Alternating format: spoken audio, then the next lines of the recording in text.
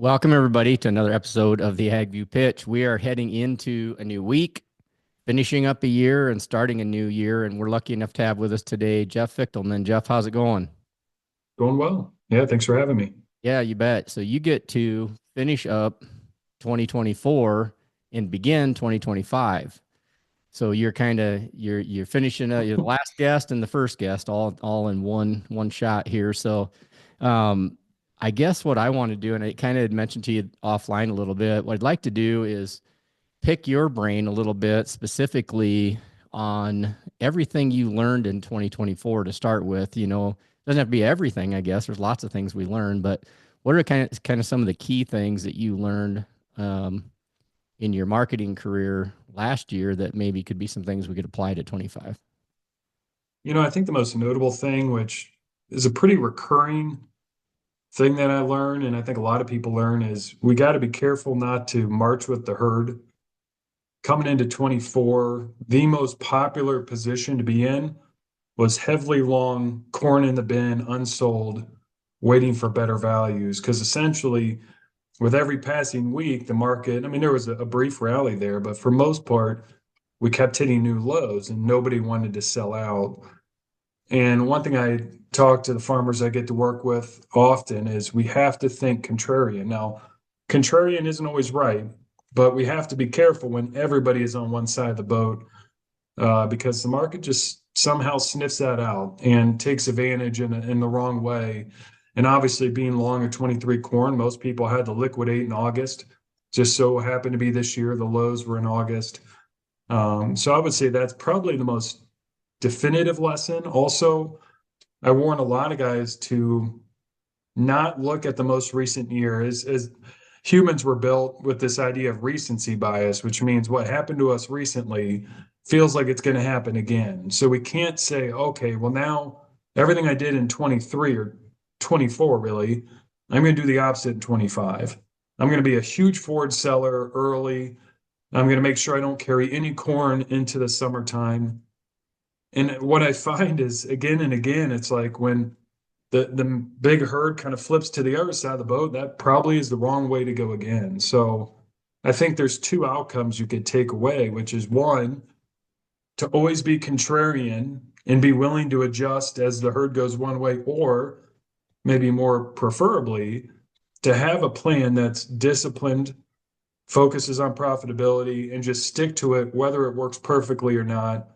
And you're going to get tried during certain years where maybe you say, hey, I'm going to sell half of my crop in the middle of summer or a seasonal window that makes sense. Or if I could get this kind of margin, I'm going to lock it in. And if it goes up $1 and I missed out, yeah, I might curse myself, but I'm not really going to change how I market my crop. So it's so easy to get kind of swung to one side of the boat or the other based on what happened recently. So yeah, those would be probably the two most notable. I would say a subtle one that I've noticed is the USDA, I actually think is being more of an open book and willing to adjust things. I follow the tendency of the USDA a lot. They're very predictable. They hardly ever make adjustments in December, for example, because they know January is right around the corner. They hardly ever go up in yield and then back down in yield and harvest because it kind of makes them look bad. Well, this year they've really started to just almost say what they think. And so I think a lot of people love to immediately discredit whatever the USDA tells us, but I would actually say, at least in my view, they seem more willing to adjust quickly to what maybe the market, the data should say, and therefore you'll get a little more funky outcomes on some USDA reports, which could provide some good opportunities if the market's not expecting it. So kind Yeah. of went a few different directions there, I Chris. But so I took notes on kind of the four lessons. You tell me if I took okay notes here. So be consistent. Whatever you do, continue to do the same thing. Don't don't get smart from the prior year. Do kind of the whatever, however you do your marketing, stay consistent. That's one. The other one is kind of do your own thing. Don't get too too enamored by the herd and what they're doing. Still pay attention to your situation and your opportunities. And I take that as meaning basis and everything. Focus on your specific situation. Well, I just said that. So that was two. And then the other one is watch the USDA closer moving forward because there's a shift in how they are being a little bit maybe more transparent than they have been in the past. So those are kind of the three key takeaways I just got from you. Did I take okay notes? Yeah, and honestly, on that last piece, I mean, what does that mean in reality? Take the November USDA report where they lowered both corn and bean yields.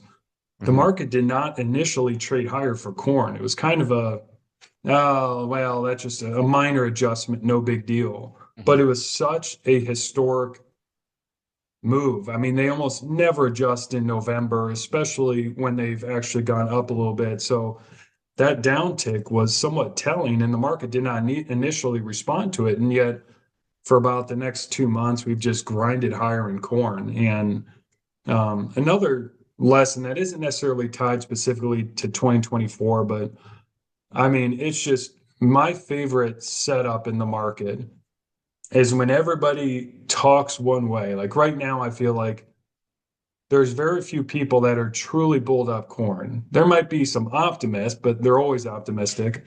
I feel like most people say, oh, yeah, this is great rally. Let's sell it.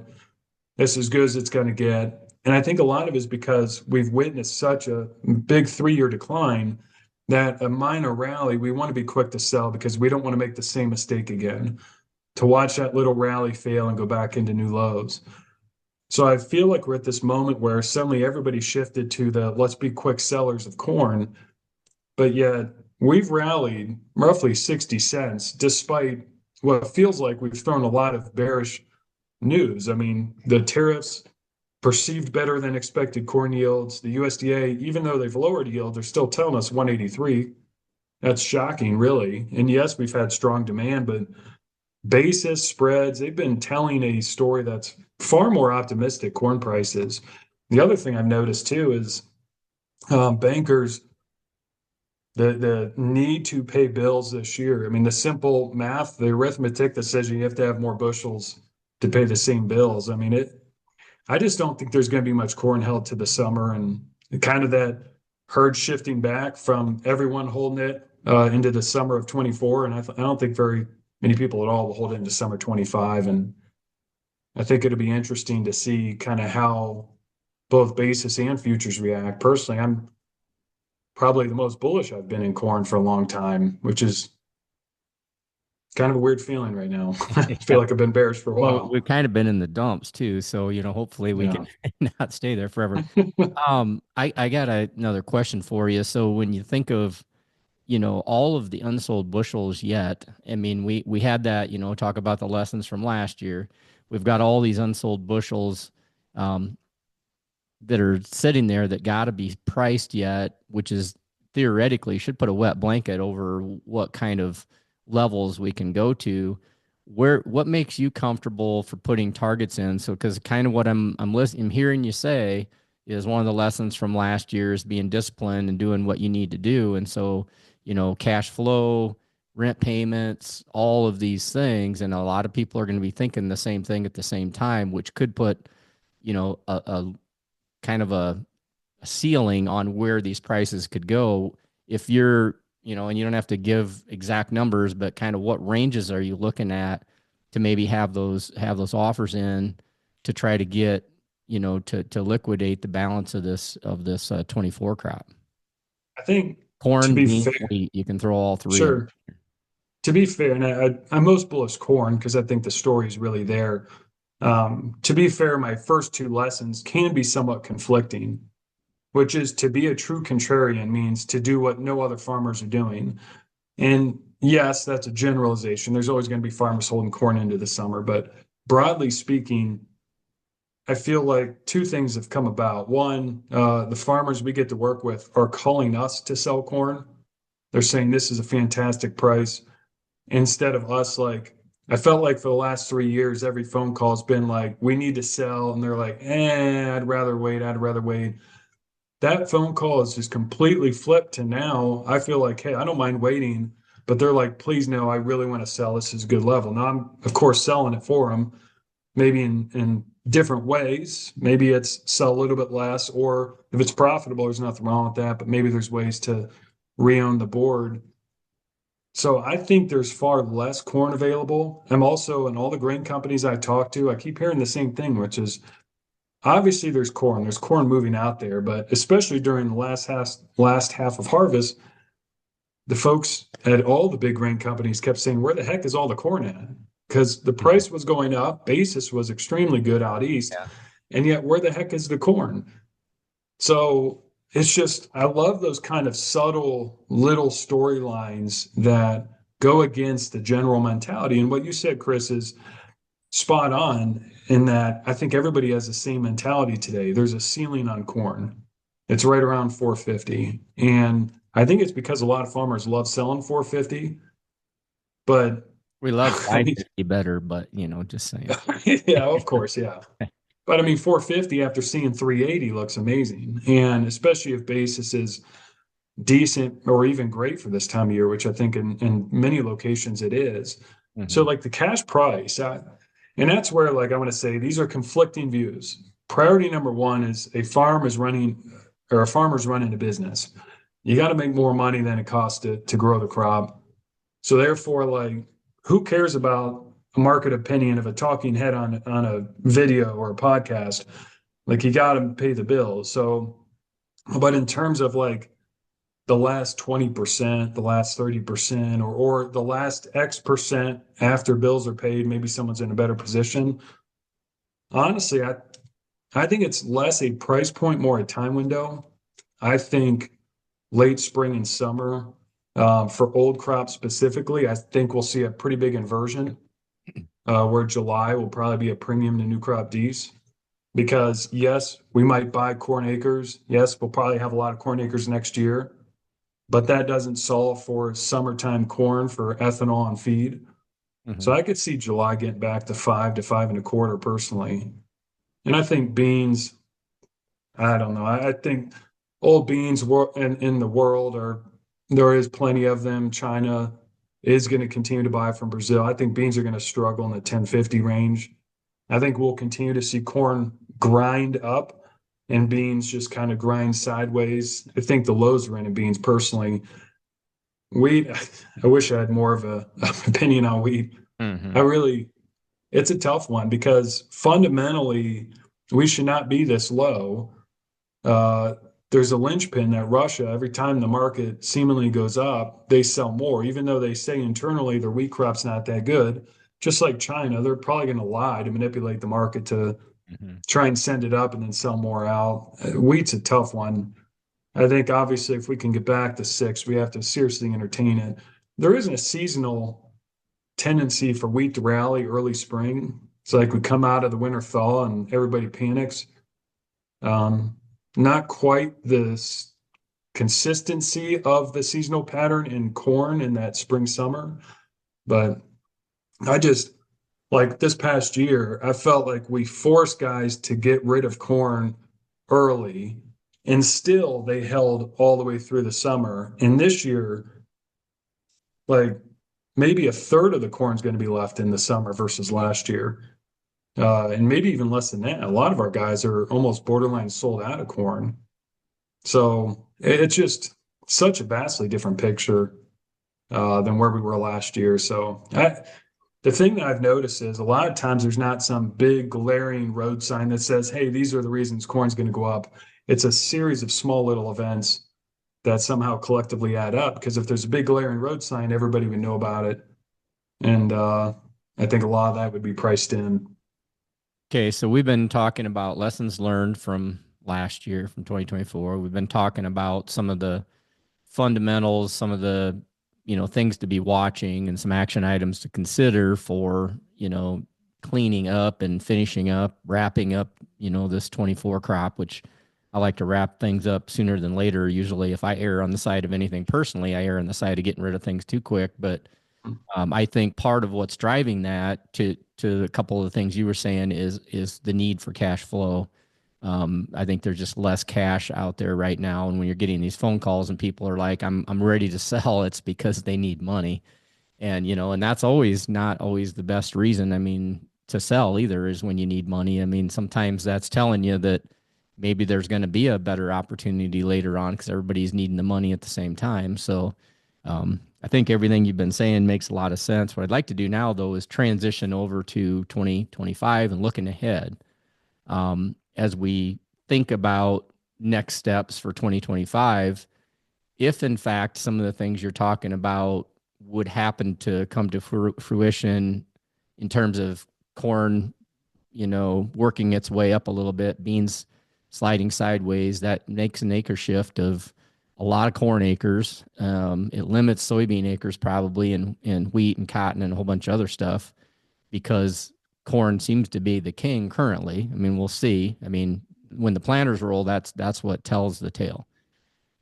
Talk a little bit about some of the things that you think growers need to be paying attention to going into 2025, putting targets in, what are some of the things and what are some of the ranges on sort of the three sisters that people need to be thinking about maybe getting these targets in. Yeah, I mean, that's the key conversation. I feel like all those farmers who are almost begging to sell 24 crop are also talking about if I can get back to 450, I'd sell a lot. And that tells me obviously there's going to be a big wall up against 450.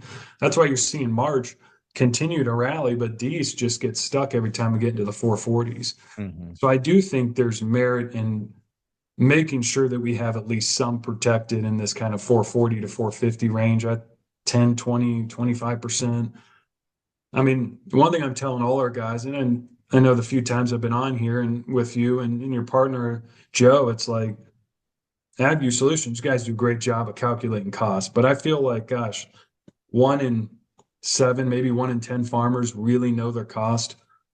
So having that exact number as best as you can make it. And I know it's hard at this time of year. There's still a lot of unknowns, but just do your best to forecast that cost because that will give so much more peace of mind to sell in a very difficult year because Mm-hmm. it's just if you know and you're like, hey, my cost per acre is $900 and create a range of yields like conservative, APH or expected, and maybe optimistic. And then it creates 3 break evens per bushel. And then as we hopefully get above those levels, especially the conservative estimate, you have to, conservative yield, which is the highest break even, you have to be a big forward seller because I think right now, I mean, too many guys don't know their costs, therefore they freeze up and assume it doesn't work. I think a lot of them with storage, the ability to capture, carry a little better basis can make money here. Now, what that tells me though, because everybody's talking about putting more corn acres in, is assuming nothing changes dramatically with the bean market between now and February, is we're going to see a lot of corn acres. So this will probably be another year where forward selling corn through the month of April is probably going to work pretty well, barring some kind of crazy weather event in the summer. And that again goes to this idea of like, I think there's two types of farmers. The ones who could care less about the ups and downs of the market, they're not trying to time it, stick with rotation to maximize yield, understand your cost, and sell when you get profitable levels, and just maintain that discipline year after year. But then there's the other side, which is the farmers who maybe are willing to kind of ebb and flow and be strategic. I would say we do have some of them. And I actually challenge them in a weird way to be somewhat contrarian and maybe even consider planting beans. And now you don't need to make that decision yet. But I look back over the last 20 years, and there's been a handful of times where the market swung dramatically to the corn acreage side. And almost like clockwork, what happened after about 3.5 months post planting, the corn market went down, the bean market went up. And beans ended up penciling far better than corn. And almost always, at least in the time I've been in this market, that I saw those big swings to corn acres, very few farmers were big forward sellers of corn for the reasons they made those decisions. So it's like they decided to plant more corn because it was 450 and beans were 10, but they didn't sell it. Corn eventually goes down, beans go up, but they didn't have enough beans to take advantage of that. So I'd say far more preferred just to stick with discipline. But if you're going to swing to corn acres, you got to be thinking about forward selling at the levels that give you reason to do that. I think old crop corn in the bin is a far different fundamental story than new crop. I'm quite optimistic the 24 crop come summertime. I think 25 is going to be tough to sustain any kind of major rallies, maybe above 475. Yeah, it'd be tough for a lot of guys to hold out till midsummer on the 24 too, just from a cash flow standpoint. And to your point, and I think, maybe this crop, maybe this 24 crop's a touch smaller than USDA thought maybe or thinks maybe, but I think it's regional too, though, because I mean, there's pockets where these yields were just unbelievably good, and there's a lot of corn in some pockets. So I think it's a basis play to a large extent. One thing I wanted to mention, you had commented on and get your take on this, but one area where I see, when producers are thinking about rotation and doing the marketing, one rule of thumb is, get your take on this first, and then this other half of it is, if you shift acres over to more beans and more corn, you sure as hell better make some sales. Otherwise, you're making a shift, and then the market goes the opposite direction, and you just screwed yourself over because you didn't, because you're using a calculation off of a variable that can change. So agree? 100% agree. Yeah, Yeah. especially if it's something that seems like everybody's looking at that same calculation. Even more reason you have to be a big forward seller, at least more than comfortable. It doesn't mean go 60 or 80%, but if your comfort zone by planting window is 10% or 15, you should probably be 30. Well, Like yeah, push yourself. if you're shifting 10% of your acres over to more corn, you probably should have a good chunk of that 10% price then, because it's Yeah. the decision you're making off of that variable. Another thing that I see too, just, you know, we're in 22 states seeing, all kinds of crops, but corn and soybeans and wheat in particular, those three, what we'll see is the correlation to more corn has a direct correlation, at least from what we see, to the higher land cost, higher rents, and higher APH levels, because they can insure a higher dollar amount. But then as you get further outside of what you would call maybe that corn belt, that sweet spot of the corn, as you get further out of that, then all of a sudden, the math gets a little fuzzier. The math is a little easier, and you get in that center part of the I states and follow through there in that zone, higher rents, just, I mean, more consistent yields. Even in soybeans though too. So you do have to do the math, because some of those guys, central Illinois, certain parts of Iowa, Indiana, even parts of Ohio, where guys can grow 80, 90 bushel soybeans every year. It makes the math a little easier than if you get up to North Dakota and you run the math and it's like, well, one year we're 25 and the next year we're 47 and the next year we're 58 and the next year we're 31. I mean, it's all over the board, so it makes the math really hard. Any comments on just navigating those variables from a marketing perspective? I think it's a really good point. And what's interesting is I got a few guys in Michigan, got quite a few in Ohio, Kentucky, and even down to Louisiana. So I got a fair amount in the fringe states. Indiana maybe isn't so much. But what's interesting to me is over the last 2 years specifically, a lot of them have felt good to really good about their corn yield. It's kind of like corn is so consistently good and more resilient to these weather patterns. I can't tell you how many times I've had guys say, quote, I hate planting beans because the yields never seem to finish well. And obviously this year's August weather didn't help. There's no doubt some areas where bean yields were good in that 80 or 90 range. But of the growers we had, I would say well over half saw below APH yields for beans this year. So I think you made a good argument that the economics don't quite pencil as much, but I just feel like the technology and corn yields in those fringe states have improved. I feel like I remember starting back in late 07, 08, in the I states could grow 200 to 210 corn pretty consistently. You go to Michigan, they're happy at 150. And what I've seen now, like in the last 3 years working with Michigan guys, they're consistently 200 to 215. And the I states maybe are 220 to 230. So in other words, The I-States went up 15, but Michigan went up 50. And it's like the Same. relative technology has actually really benefited the fringe states. Yep. And so, yeah, I don't know. I think there's no doubt those fringe areas, especially with the cost of money and the economics not looking great, they may go the lower cost route and plant beans. But I tell you, we got a farm down in Louisiana that is a slightly larger farm, and they're like, beans don't make sense for them either. A Mhm. lot of rents down there. I can't speak to North Dakota, but down there at least have drifted up to 215, 220. Mhm. And beans at $10, it's hard to pencil unless you can get a 65 to 80 bushel type yield Mhm. with high confidence. Yeah, on the cost production side of things, what we're seeing the same thing in the north, just as what and in the south, all those sort of fringe areas or whatever you want to call them. I mean, they've caught up on yields, but they've also caught up on land cost and rents and all the other expenses too. The seed cost and all that, and crop protection, all those things come along and correlate to the expected margin of the producer, as the regional pricing just happens, and that's kind of what we see. I mean, we're all kind of in that same boat.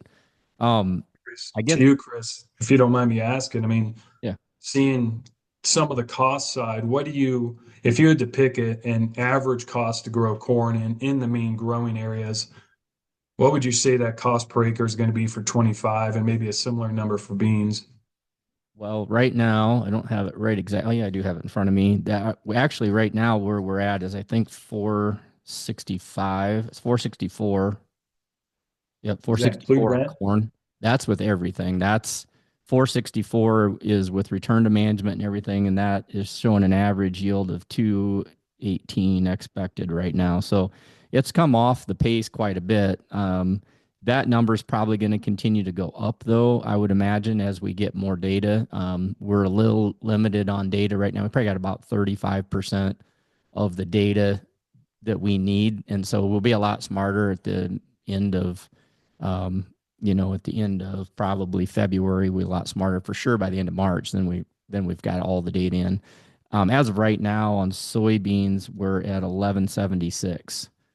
So because the yields on the yield expectations that guys are willing to put in budgets relative to corn don't match up. That's the other challenge too, is if you can yield your way out of it on soybeans if you happen to have a great year. The problem is a lot of these guys have been stung, and so they're really reluctant to put in a budget a number on the soybeans. And we see the same thing with wheat too. Wheat's kind of bounces around, and it kind of depends on what region you're in. Kind of the same thing with wheat though too, and so that's kind of what we're seeing for now. But we're seeing a big range too. I mean, let's see, the high in there, 543 cost of production, and the low 339. That's a range. So, Yeah. you know, I mean, that's so, and again, 339 is certainly a gift. yeah, Yeah. well, when you don't have any debt, all of a sudden, your cost of production is different too. That's why everybody really has to do their own thing, have to do their own numbers. What you said in the beginning, I think, is really a key thing, and I want to hit those again, and then end up with a final question for you. Your lessons you said that you learned, because we want to go into 2025 with some takeaways and some things that we can do. You said consistency, doing your own thing, staying focused, and dialing those numbers in exactly, and then watching the USDA as they are becoming a little bit more transparent and realistic with their numbers. So, with those lessons, what's your takeaway for 2025? What are the things, the two, three key things that guys, and I gave you the last word here, two, three things guys need to make sure that they're doing and can take to the farm to help the bottom line? Yeah. I mean, I do think that the deepest, darkest pessimism is behind us. I think 25 will be better than what most people think. And I would definitely warrant be careful not to follow the herd. Focus in on the profitability and be realistic with yields too.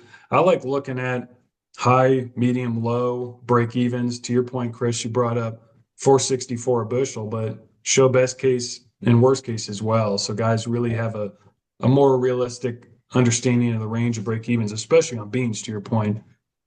5 bushels is a big swing and break even. So just focus in on profitability, knowing that when we get there, we got to act, and that's not time to get greedy.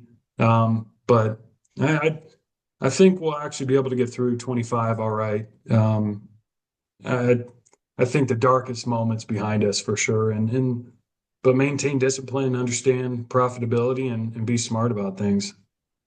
Gotcha. Yeah, I was just going to change real quick from 218. If you drop the, if you take your yield down, that average is 464 right now. So if you take it down to 200 bushel, all of a sudden that changes your cost of production to 502. Yeah, So that's, to your point, I think that's the math people need to do. And that's just looking at the average on Profit Manager. And that's where, I mean, I'm a broken record on that. I mean, you got to know your numbers to the penny.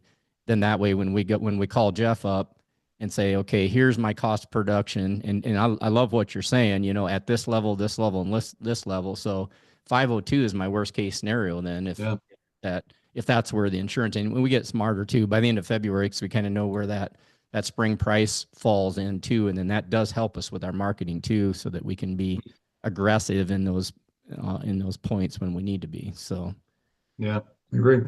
anyway, all right. Well, hey, this has been a great conversation as usual. I love your the way you think about some of this stuff is really good. I think it brings a lot of value to people, and we're definitely going to keep bugging you to come on here again more often. So Yeah, I appreciate that. yeah, appreciate it too. And again, thanks for all the advice for last year and the lessons and recapping those, and also looking forward to a new year and some profitability and some things that we can do to control what's coming our way. With that said, Jeff, thanks a lot. Take care, Chris. All right, you too. And also everybody else, Happy New Year. If you guys need anything, want us to be hitting anything on the AgView pitch or 19 minutes, we've got a lot of really good topics on 19 minutes as well. You can check that out on Spotify. With that said, we'll catch you again next time on the AgView pitch.